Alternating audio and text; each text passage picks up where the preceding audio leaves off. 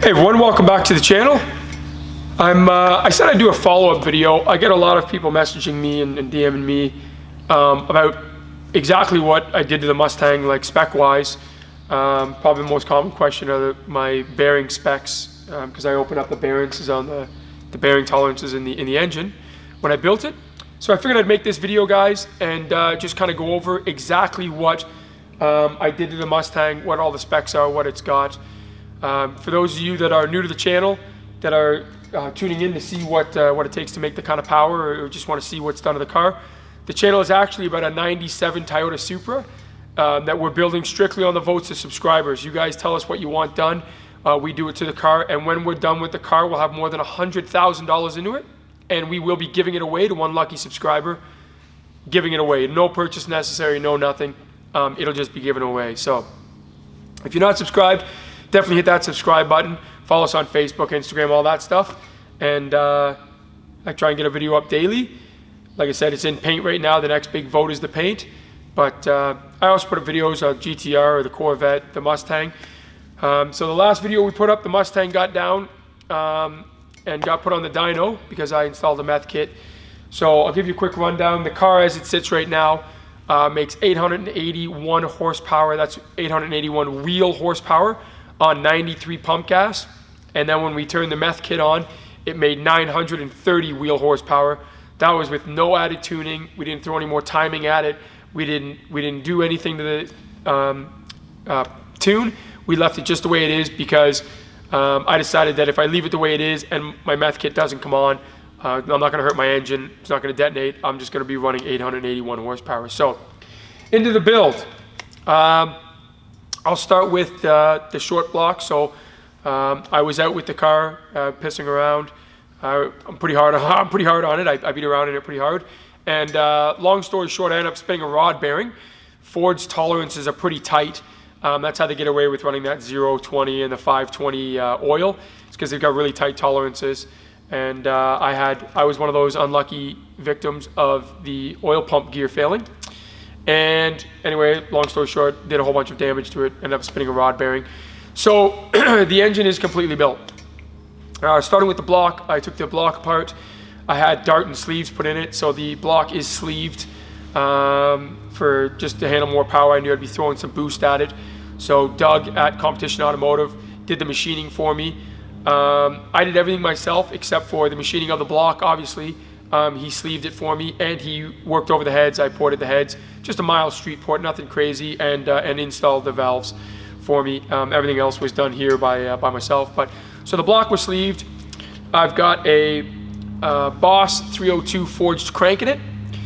I've got the Manley H-Tough rods, H-beam rods, the forged H-beam rods, and Manley pistons with the Total Seal AP steel rings in it. I'm running about 19-20 pounds of boost. I did open up my main bearing tolerances to 3 thou, and I opened up my rod bearing tolerances to 2 thou, which is probably about 30% more than stock. I think the stock tolerances on the main bearings were 1.5 thou, 1.4 thou, and the main tolerances on the main bearings were 2.1 thou, I think, somewhere in there, 1.9. So open them up a little bit. I do run a 1060 motor oil in it. I use the Liquid Moly 1060 because I beat out my car hard. I've obviously got the tolerances. I've got great oil pressure with it. It works beautiful. No complaints there. But if you are going to open up the tolerances in your engine, and I mean if you're planning on revving the engine out or beating on it, having an extra thou in there is definitely not going to hurt anything. You're definitely going to want to change your motor oil to make sure that you've got the proper viscosity for the engine that you're running. So here's my short block. I do have a Moroso oil pan. It is a 10-quart oil pan, so I've got 2 extra quarts of oil capacity just to keep the oil cool. From there, coming up, like I said before, the heads were reworked. I had a mild port done on them by the guys at Competition Automotive. I've got the dual springs on there from Comp Cam. I've got their springs in there, the dual springs. I've got all new valves, 1 mil oversized, and that was all done at Competition Automotive. I have a stage 2 custom ground blower cam set up in it. from MMR. That's Modular Motorsport Racing. I believe, I want to say they're 514, 516. Don't quote me on that. I think they're 0.514 and 0.516. So it's just a stage 2. It's nothing insane. It definitely helps the motor breathe a little bit better, but it's nothing too crazy that you can't drive it and you're losing streetability of the car. So from there, I've got the GT350 intake manifold. I've had that on. That was probably one of the first mods that I did. I like it just because, I mean, it helps the engine breathe at higher RPMs. You can rev it a little higher. It makes quite a bit more power. I do only have the stock 70 or 87 mil throttle body on it. I know a lot of guys, when they put the 350 intake manifold on, they want to swap over to the 350 throttle body, which I believe is a 90 mil throttle body. And the tuning for it and the idling characteristics and stuff aren't great. So you can get better performance out of the engine with the 87 mil throttle body, the stock throttle body. And the fact that my car is boosted, I don't really have to worry about that little bit extra air because I'm forcing the air in. For the ignition, I did change my ignition coil packs to the Granatelli Racing Extreme Pro Street Series. I believe the stock coil packs are good for 25,000 volts or 30,000 volts. These Granatelli Racing ones are 65,000 volts. I'm running a Brisk RR10S spark plug, and they are gapped at 26 thou. I will get in and say that when you're running this kind of power, the gapping of the plugs is everything. There's a big difference in my car between gapped at 29 thou and gapped at 26 thou. I've also run the RR12s, and there's a big difference between the RR12s and the RR10s. So because I got meth in my car, I'm running the RR10s, which is I think 3 heat levels lower than stock. So cooling wise, I do have a Mishimoto oversized radiator in the car. I like keeping the engine as cool as possible. I got the 160 thermostat in there, as most people swap it over to. And yeah, fuel system. So the fuel system in the car, I initially took the pump out and I put a Deechworks DW400 in. It's 400 liter an hour pump. I threw that in. I only ran it for a half an hour with that pump before I realized that it wasn't enough. So I've got the ID, the Injector Dynamics 1050Xs for injectors, and I've got a 4 Innovations double pump system in the car. It's got a 375 primary pump, and then it's got a 525 secondary pump that comes on at boost. So when I'm in boost, it's running 900 liters an hour as far as the fuel goes. Got the fuel regulator, I got it all dialed in. So that's working nice. And then the big dog that's on there that's making the power is the ProCharger D1X. I've got a helical coil pack in mind because I don't like the noise, the whine of a supercharger. I know it's odd for someone. I've run superchargers on all my cars, but I don't like that whine buzzing in my ear. So I put the helical coil pack in there just to kind of quiet things down. Excuse me. And I've got the upgraded blow-off valve just to relieve pressure quickly. And I've got, I blacked out my intercooler. I've got the high-performance intercooler as well, the oversized intercooler, and I blocked that out just so you can't see it in the car. Now, I will say that I've got the ATI super dampener on my crank as my balancer. It is a 10% oversized, and with a 10% oversized dampener and a 4.25 pulley on it at 8,000 RPM, I'm running just shy of 20 pounds of boost. It's like 19.8 pounds of boost. So for anybody looking to put one on there, I made the mistake. I ordered the ProCharger. I told them I wanted to run 14 or 15 pounds. They sent me the kit. They pulleyed it for 14 or 15 pounds. My mistake was not telling them what I was planning to run the engine at, and they pulleyed it for 14 or 15 pounds at 6,750 RPM, which is the stock red line of the car. So obviously when I run the car out to 8,200, 8,100, I'm building significantly more boost. Now, my engine's built to handle it, so I never really changed it. I could pulley up and lose some boost. I could also pulley down, still 2 sizes, and gain some boost. My engine's happy, it's healthy, it doesn't knock, no pinging, and it makes great power. So I just left it the way it is. So that's the engine, kind of broken down into what I've got into the engine. From there, at the back side of the engine, I started off with a McLeod twin disc clutch, the RTX, the 1200 horse clutch. I've had great success with McLeod in the past. I've had it in a lot of my cars.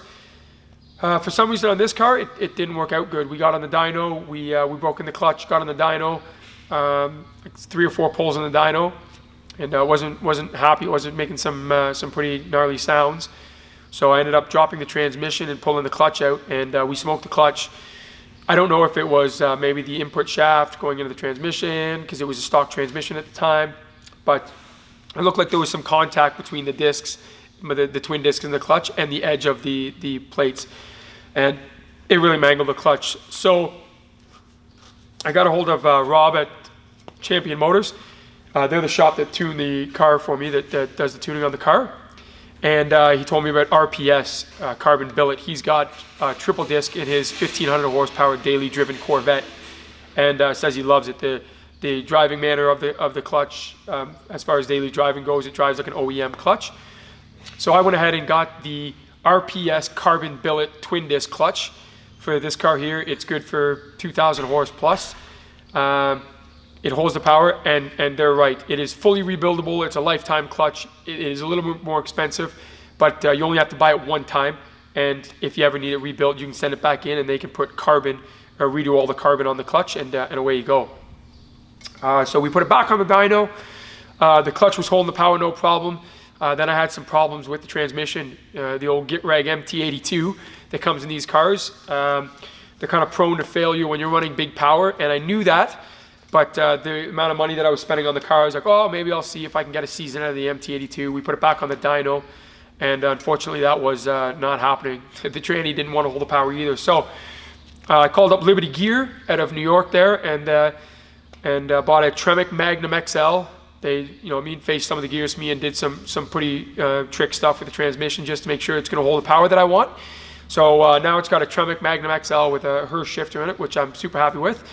And the drive shaft shop, it's got a 1000 horsepower drive shaft in it, because that's what they had in stock. I didn't want to wait 4 weeks for them to make me a 1300 horsepower one. So I took a risk, and I'm running a 1000 horsepower drive shaft shop, single piece drive shaft in it, and the 1400 horsepower half shafts in the back end.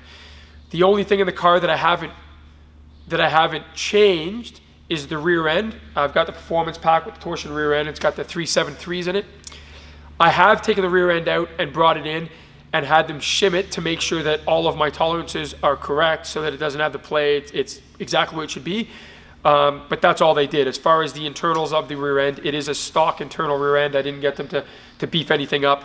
I just wanted, I've had good luck in the past, as long as everything is shimmed properly and all the tolerances and plays are within reason. I don't seem to have a problem with the rear end. Now, in saying that, I also don't take my car to the track very often and launch it with radials on it, on a fully prepped track at 4,000 RPM. So when I get on it, my tires just break loose. It gets pretty swirly pretty quick. So the transmission, back to the transmission, it is a Tremec Magnum XL. It is a close ratio. So I have a 266 to 1 first gear. It's a very tall first gear. My car's got more than enough power, so it's like taking off in second in most cars, the way I describe it to people. I mean, when you take off, it feels a little sluggish when you're taking off. That's only for half a second until you're rolling, and then you're rolling. But it gives me 2 overdrive gears, and when I'm on the highway doing 130 or 140K on the 400 series highways, I'm still getting 26, 28, 30 miles to the gallon, because I'm only at 1500 RPM. So real happy with the transmission as well. From there, like I said before, guys, the car put down 930, so I did put a Meth Injection Kit on there. Kevin at Car Tuning Performance, he's the actual gentleman that does the tuning on the car. He's phenomenal at what he does. I'm so happy with the tune. Like I said, I've had lots of tunes. I know some people left comments in the last video about feeling a little bit weary of having somebody new to Mustangs tune a car with as custom of a build as I've got. I absolutely understand their concern. One of those people I was raised that, you know, in the first couple minutes you can judge someone, and you go off your first impression. And when I first met Kevin, I mean, he's got a lot of passion for what he does. He's smart, he knows his stuff. He's definitely not going to hurt the engine. And the numbers speak for themselves. He's tuned just a crazy amount of power out of it. Super healthy. There's no pinging. There's no knocking. There's no, like, the engine is just happy, and it makes phenomenal power. So, but yeah, it made 930 wheel horsepower. It made 600. I want to say, don't quote me on this. I want to say 637 torque. Again, it didn't make as much torque as some of those positive displacement blowers, as some turbos, but I built the car that way for a reason. I've had the positive displacements in the past. I have had some turbo cars, and they come on so hard, it just makes it that much tougher to put the power down. And the fact that I do drive it as a daily driver, you guys have heard me say it before. I pick up my kids from school in it. I go 5-6 hour drives in it, you know what I mean, to the other side of the province. I wanted to make sure that it was predictable in the way it was putting the power down. I've always loved ProCharger. I've had a ProCharger on a few of my vehicles, and the way it comes into power, it's a nice linear pull. You know, it's consistent, and it's predictable is the big thing, the way it puts the power down. So, yeah, it makes great power, and the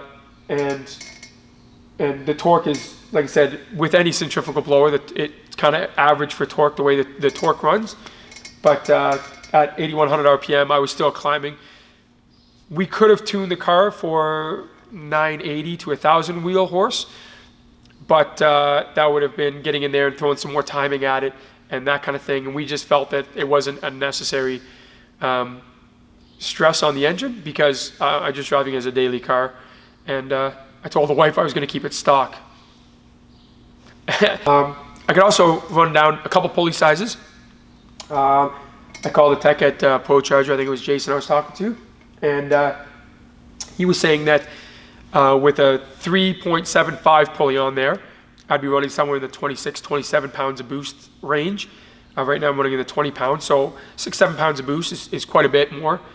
And then obviously if I want to run a race fuel, something like an E85 or a C16, I could get significantly more power out of it. We figure I could probably get somewhere 1150, 1200 wheel out of the car without doing too much more to it. Like I say, just adding different fuel and pulling down.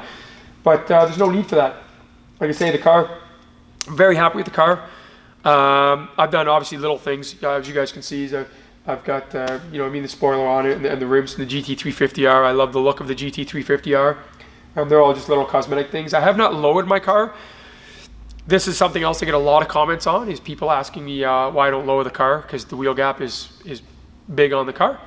And it really just comes down to comfort. My car already rides a little bit stiffer and rougher than it did, just because I've got everything hard mounted and that kind of thing. But yeah, I didn't lower it just because I wanted the comfort of the car.